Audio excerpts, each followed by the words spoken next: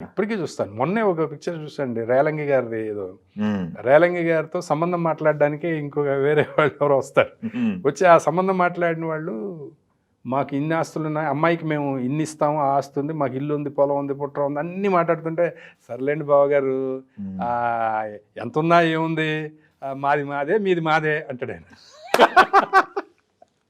మాది మాదే, మీది కూడా మాదే. మాది మాదే, మీది మాదే అంటే చిన్న అలాంటి డైలాగు. పంచి అసలు ఎంత చిన్న డైలాగ్ అండి అది. ఆ! ఇవన్నీ పాత సినిమాల్లో ఎన్నో ఉంటాయి. ఆ!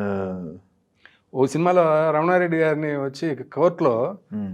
భగవద్గీత తీసుకొచ్చి దేవుని ఎదుట ప్రమాణం చేసి, దేవుని ఎదుట ప్రమాణం చేసి అంతా నిజమే చెప్తాను, అంతా నిజమే చెప్తాను, అబద్ధం చెప్పను, అబద్ధం చెప్పను అంటే అంటే